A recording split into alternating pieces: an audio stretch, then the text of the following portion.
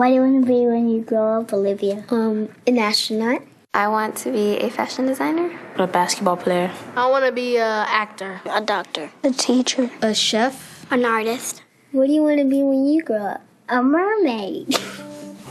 Do you know what a computer programmer is? Yeah, no. No. No. I think it's something that has codes and is able to decode a mystery. I think that they... Wait, what? Computer programmer? No. Nowadays, just about everything requires some form of programming. So, what is it? Programming is basically explaining to a computer what you want it to do for you. When you're programming, you're teaching possibly the stupidest thing in the entire universe, a computer, how to do something. Programming is one of the only things in the world that you can do where you can sit down and just make something completely new from scratch, you know, whatever you want. It's really not unlike kind of playing an instrument or something, or playing a sport. It starts out being very intimidating, but you kind of get the hang of it over time. Coding is something that can be learned, and I know it can be intimidating. A lot of things are intimidating, but what isn't? A lot of the coding that people do is actually fairly simple. It's more about the process of breaking down problems than, sort of coming up with complicated algorithms as people traditionally think about it. Well, if it's fairly simple, why aren't there more of us doing it?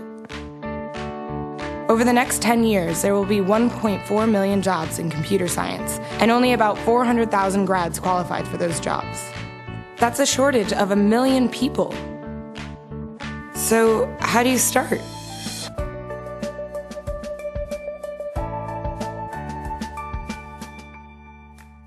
I was obsessed with maps when I was a kid, and cities specifically. So I taught myself how to program.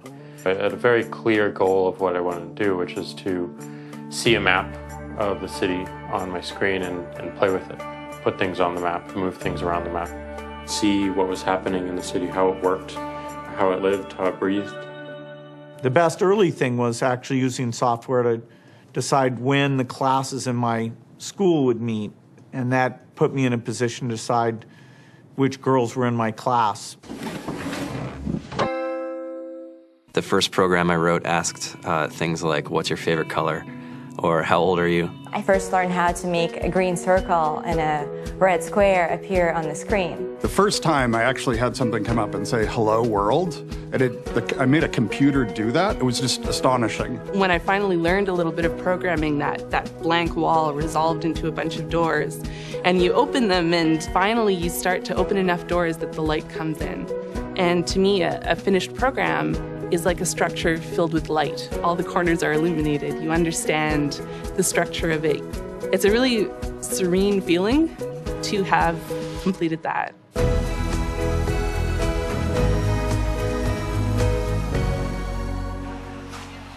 It took me some time to realize that creating things with your hands or creating code, creating programs, is just a different way to express creativity. I think right now there's a big emergence of the culture of making. People who make their own scarves and hats, people who write their own apps. Now it's just limited by your imagination and sort of what kinds of ideas what kind of understanding can you build into the computer so that it can do these things that were previously impossible.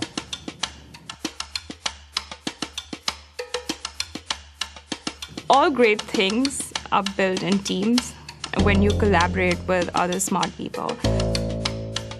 You're testing your ideas, you're stimulating each other. That's what makes us successful. It's not some flash of brilliance by somebody who then codes 24 hours a day for 3 weeks. It's what happened. The magic happens when we're all on the same page, collaborating and building something together. There's a much greater need in the world for engineers and people who can write code than there will ever be supply. And so we all live these very charmed lives. To get the very best people, we try to make the office as awesome as possible.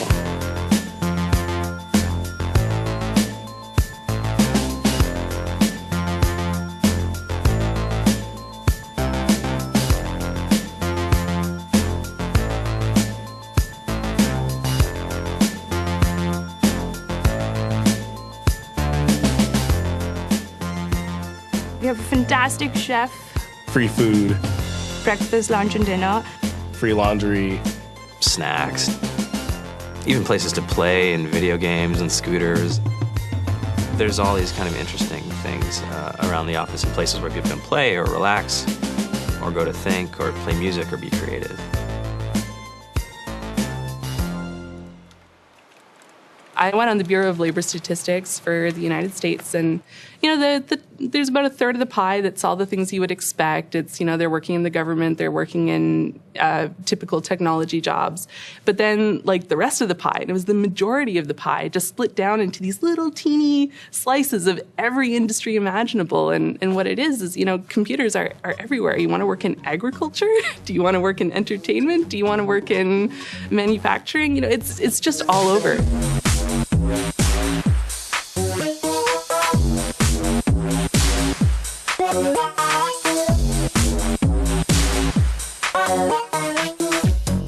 Here we are, 2013.